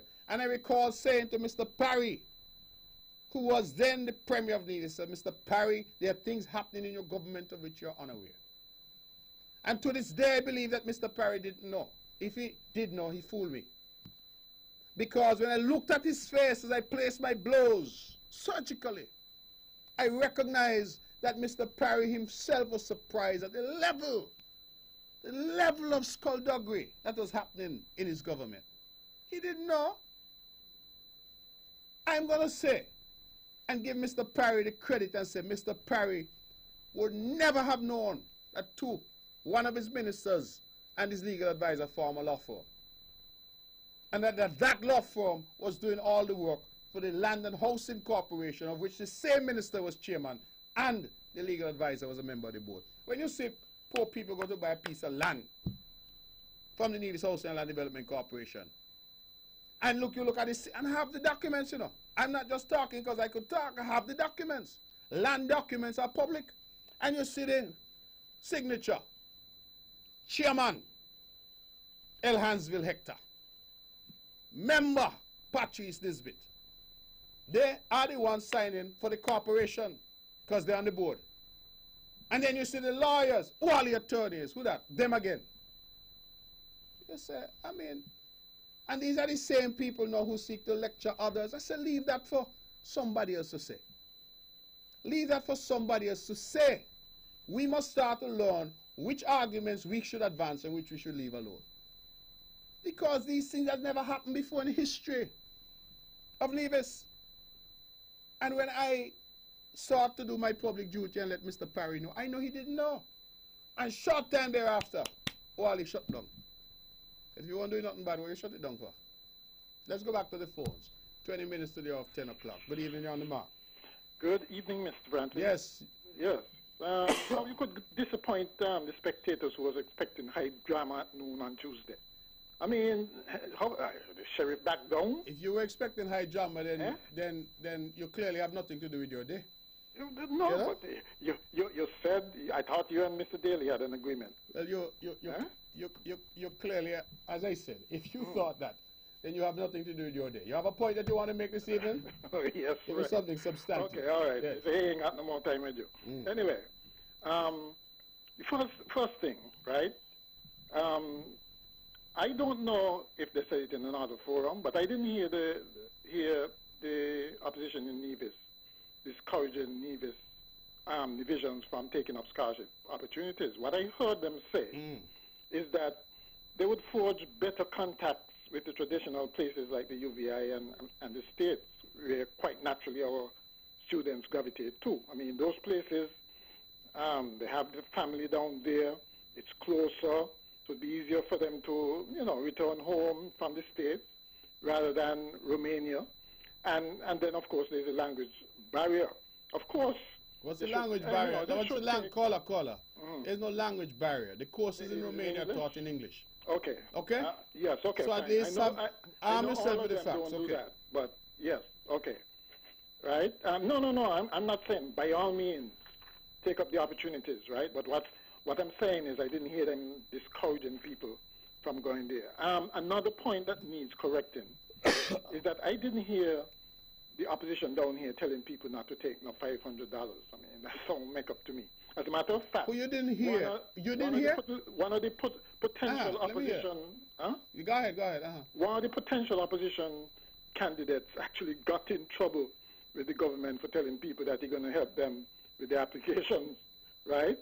And the last time we spoke, you were so strident about the World Justice Project, daring me to say, what is the position in 2017, last year, the year before? Well, it was 28, okay? I checked. So we were downgraded, okay? And we were downgraded in the area of absence of corruption too, right? So, I mean, 28 from 30, we were downgraded. So eat some humble pie. Well, there's no need to eat humble pie. Well, okay, well, now we have been at 31, we have been at 28, we've been at 29, we've been at 30. I've looked at the same statistics that you've looked at. Good. And what I'm saying to you... You realize we did worse this year than... Caller, I am not saying that is doing worse, because we have hovered in the same neighborhood now for the last several years. Yeah. Since this project was started, we've been in that area. Right. So I really don't see the point you're making. I think that's a bad point. I argue with that. You should move on. And the last thing, yes, the big difference about what's happening now with what happened before is that you promise to do better on good governance. Good governance don't take 4 years to implement, right?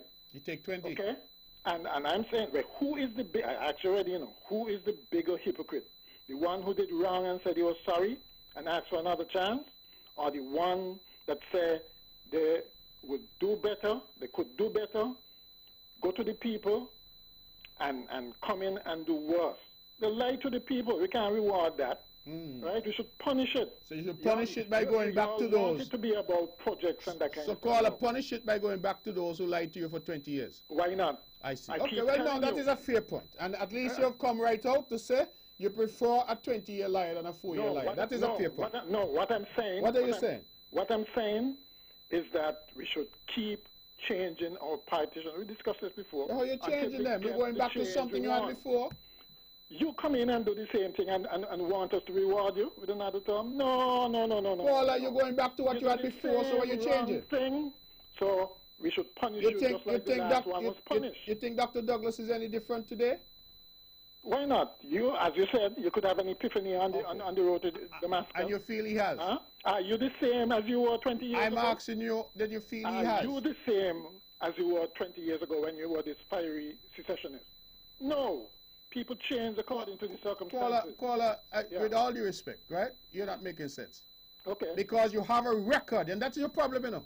So you want to run away from the record of 20 years. You know what your argument always is? Don't talk about that. That's the past. Right?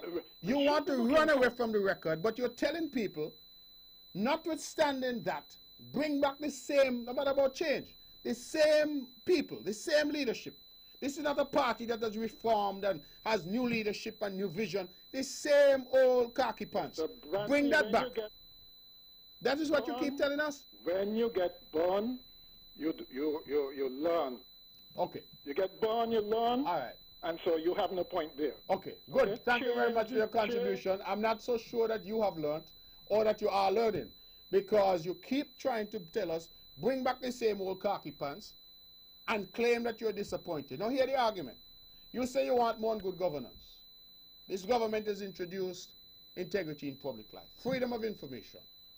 You know what you say? Oh, they haven't gone far enough. That is the argument. So this government is to be punished for not going far enough. The government that you supported never went at all. So we have to be punished because we go in the park and you say we didn't run fast enough. The other people never go in the park at all. They never line up for the race. They weren't concerned about that. And in fact, you, when they were there, were not concerned about that either. Because you supported them. As a matter of fact, I think it was last week or the week before, you basically confirmed for the world that you've only recently found your voice. That when you retired, you gave the impression that you couldn't talk because you were working for government, when in fact, you retired since Noah built the Ark, and then say you were in America, and I had to ask if America didn't have telephone and didn't have radio that you could hear. That has been the reality. So you now have found your voice, and that is a matter for you. If you want to find your voice now, when you lost it then, that is all right. But you cannot come now and seek to decry the efforts that are being made and say they're not enough. That's the argument. Because you cannot say no efforts are being made. You say they're not enough. But when you compare that to no effort at all being made, you say that that is fine. Let's go back to that old khaki pants. That cannot be a logical or sensible argument. And so, with all due respect, I invite the debate. I love the debate. But let us, if you're talking about apples, then we compare apples and apples. You want to talk about good governance? Let us compare what was, what now is. Let us compare the highs and the lows on both sides. And we weigh in the balance. But you come in now and talk about people apologize and want the next chance. What do you think this is? I said it before. If you must do that, there's a place for that. It's called the church. That's where you go to do that, you know. You go and you go to the Catholic priest. You go and you go to the good reverend. He put some oil and thing on your head. Let it run down. That is where you go for that. But in politics, people will judge you on your record. You can't get away from it. You can't tell a man, well, I got the country in the highest debt per GDP in the region. But give me another chance because I repent. That's how the thing works, you know. Go along with your business, go off the stage. Let new people come. The new people come will say, well, I am new, fresh, I have new ideas. But you all are not saying that. Let's go back to the phones. It is 18 minutes to the hour of 10 o'clock. We're taking your calls. Good evening, you're on the mark. Yeah, Brantley. Yes, talk fast. If you could deliver your project like how you travel, Nevis will be so far ahead. Man, listen, I don't even know what you're talking about. Because when you see, you still say you don't see. So what are you really talking about? What you complain tonight? Which project you complain about tonight? What complain? I tell you run in the country so slow, even Van Sammy cry out. Van Sammy can't believe a young man like you run in the country slower than him. You make Van Sammy want to come back right now. Well, he should come back, or you don't think so? But yeah, you should come in too. You run in the country slower than Van Sammy. But Carla, you realize that you have 1 point every week. What 1 point? The same piece of paper you read from every week. No. The country running slow. That is all. You don't have no other point that you can make. Well, I got all kind of different points. No, because at 1 point, since I hear this voice on radio, is 1 point. The country running slow. That is the only point you've ever called to make. But you not deliver nothing. But nobody's agreeing with you. All you do is talk. But Carla, nobody's agreeing with you. So you are the only person who called in and said the country running slow. Everybody else seems to be getting along and doing quite fine. Come back and ball in front of people no more and I said, Doug, you black young fans are hold on for the money, you know? Carla, what are you saying? What are you saying? I tell you already, when people give you a script to write, to read off, tell them this is stupidness and don't call the radio, because who write the script and give you, and that person gonna get the criticism as you. So I'm trying to say to you, when you call, make sure you have something substantive to say. This is a big people show, where big ideas are discussed, where the whole world is listening to you. So stop calling in with tell your writer get you something better, man, and come with something substantive next week so that you and I could have a real discussion. This full stock record about nothing happening, everything's slow. The whole thing, everything's slow, and everybody else progressing and doing well. Huh? Only things only slow for you? We've gone to several elections, the voters have voted.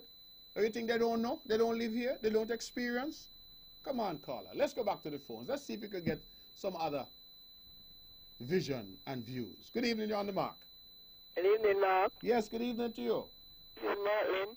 How are you? I'm good, thank you. Uh-huh. I'm calling on behalf of my wonderful son, Kino.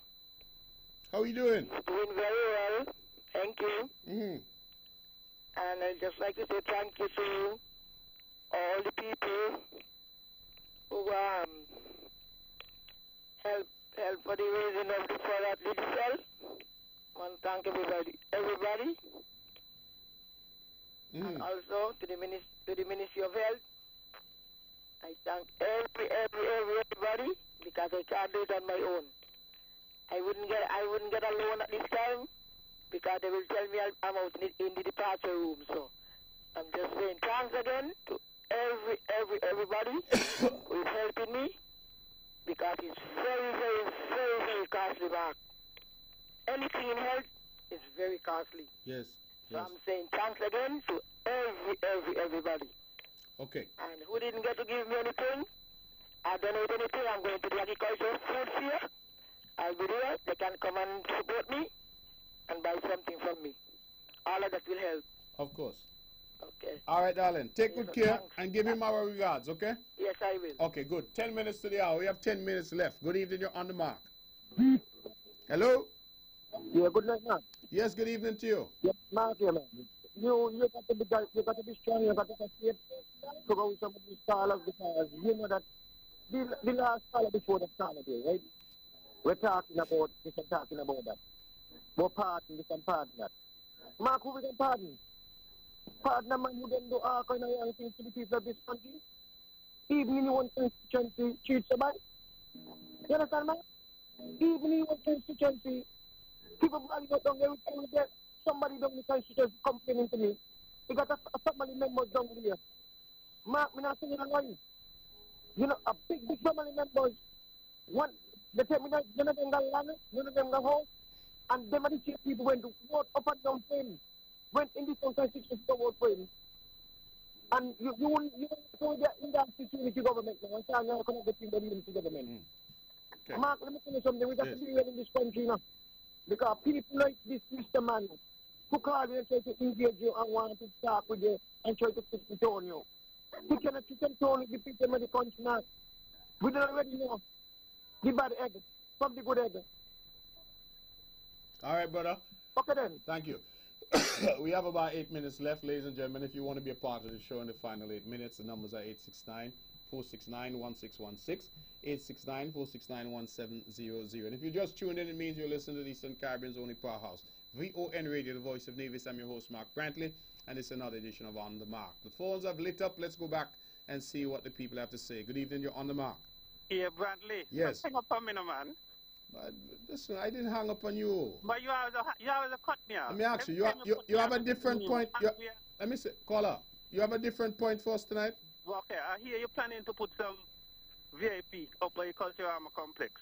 You hear I am planning to do that? Yeah, that's the Minister of Culture is the Honorable Eric Evelyn. Well, you are the Premier, so you're supposed to know something. No, the Minister of Culture is the Honorable Eric Evelyn. Yeah, but you are the Premier. I have full confidence in him, and if he's doing something in culture, then you should raise it with him. His office is right there across from Best Buy. Now, let me talk. Well, I'm just telling you where you can find him if you got something to say about culture. Find him, so I can find you. Hello? Yeah, I'm still here. Yes, go ahead. Yeah, you're supposed to put some VIP up there, but not once. I heard that you are going to put extra 10 more seats up there. So I guess some people should stand up all night, while some people in a VIP. Well, I have no idea what you're talking about. But if it is that people are in VIP or people are elsewhere, you go where you want to go. I never heard you say, well, you want to put up extra 10 more rows of seats up caller, there. you see, you don't make up story, or whatever story somebody give you on a piece of paper, and you're calling the ear, and you say these things. I don't know what you're talking about, so that's why I directed you to where you can go and get the accurate information. You're not listening. You prefer to read whatever people give you and call on the radio and make this kind of noise. So I'm just saying to you, relax yourself. If you need some information about what's happening at the cultural complex, go and speak to Minister Evelyn. Very approachable fellow, very responsible, one of the greatest ministers we're going to ever have in this country, based on his early performance. So go and talk to him. You can't be vexed with me for that. I'm directing you in the right way. Okay, let's go back to the phones and take some more calls. Good evening, you're On the Mark. Good evening, Matt. Somebody say that election will call August. But I want to know when you calling, because you campaigning and I got to campaign too. I have a good night. I always campaign. Okay, my dear. Let's stick with the phone. 6 minutes to the hour. Good evening, you're On the Mark. Good evening, Mr. Brantley. Good evening to you. I would like to know why you keep wasting your time with Lazarus. That guy talking stupidness. You call him Lazarus? Well, that's what he is. For 20 years, nobody knew about him. No, he's back. He's risen from the dead? Well, that's his name. That's the name I give him, Lazarus. Now, you're going to tell me that he didn't hear the people in St. Kitts saying about the $500.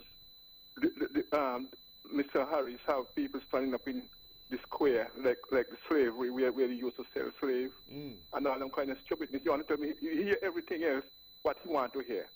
But I hear them complaining, talking about Mr. Harris have people lining up in the square. But even before that, caller, even before that, they were saying it's a gimmick. I tell you, this lady said to me that she didn't apply because, as far as she was told, this thing was a trick. You understand?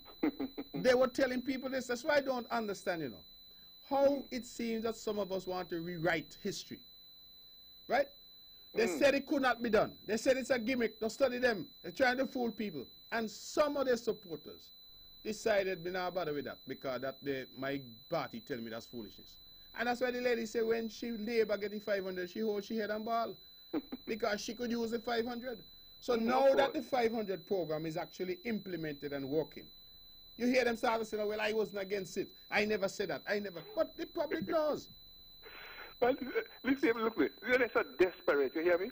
You see things going up all over the St. Kitts Nevis buildings, new police station in Mr. Richard's constituency for so many years. You have all these things going up. The Treasury building in Nevis, the new police station, and all they could do is criticize. I mean, they do the thing people stupid that people can't see. Yeah. Don't give me a break, man. That's what I wonder, and that's why I keep asking people to ignore the noise and focus. Because sometimes you can get distracted, Mr. Brantley, you know what is the worst thing about it? These two things they keep talking about. Corruption and the other thing. And democracy. You look as if they just learned about these things because when they were using this word, she didn't know the meaning. Well, you're talking about democracy. People forget on a Friday afternoon we try to change boundaries. This is what I'm talking about. And democracy and corruption. This is the main towards. And the master of those towards, they're the master of them who would defy them all years. Well, caller, we are always pleased when education has come. And if it is that new words have entered the lexicon of the Labour Party and the NRP and their supporters, we welcome that. But you're absolutely correct. Because when they were there involved in all kinds of skullduggery, not a word, not a peep. And this is my good friend who calls in here, who used to say he was a civil servant, so he couldn't speak until we exposed the fact that he had been retired. That he'd been retired for all these years. So Lazarus, it seems an applicable name. Lazarus was risen from the dead indeed. All right. You good. Take care. 4 minutes to the hour. Let's take this call. Good evening. You're on the mark. Hello. Good night. Good night to you. Good night, Ballon, please. Good night. Good night to you. Good night to you. How are you doing? This is on the mark? Yes, you have 2 minutes. And this is Mark. Yes, caller. We only have 2 minutes left, so go ahead. Let me say this in 2 minutes time, Mr. Premier. Good night to you and good night to your listeners. Radio and internet up on the mark on radio. Now, we like to say there was a case engaged yesterday in the courthouse of St. Kitts and Nevis, where Rastafari have been victorious against the odds of the government, and they have seen where they had violated our constitutional rights when it comes to the use of herbs and our spiritual rights. So I hope that the information goes to you as being a premier, so these things can be charted in your grounds as being the premier of Nevis over here. So we'd like to say Rastafari live it and reign it. And we will always work to maintain equal rights and justice for one another. I don't care who big, I don't care who small. Your racist insane system must fall. Remember that, Mr. Premier. You all have a safe night. All right, thank you very much for that. And we have time for one more call? Okay. Callers, I want to thank you. Oh, dear. I have a bit of a cough. Forgive me. I want to thank you for your calls. Thank you for your attention. Thank you for being part of the show. Remember again that on the 28th and 29th we have the Agricultural Open Day at the ETW Park. It's going to be the biggest ever, the 25th anniversary. Remember also that tomorrow we have the visit of Prince Charles, the Prince of Wales, and his wife, the Duchess of Cornwall, and that they will be visiting Nevis. They will be at the pier here in Charlestown around 1 o'clock. So we're asking one and all to come out and give them a royal Nevis welcome. We look forward certainly to continuing with this engagement. This show will be rebroadcast tomorrow at 1 p.m. right here on Von Radio. And as we like to say, some say it's so nice to listen twice. And so if you can listen again tomorrow, that's absolutely wonderful. We will be here again next Wednesday, God willing. We will continue to be here with you to discuss various matters and to put on the table matters that we think are of interest to you. In the meantime and in between time, listen to everyone, but always be able to ignore the noise. A lot of noise is being made. Focus, and ignore the noise. That's our show tonight. Thank you. Good night.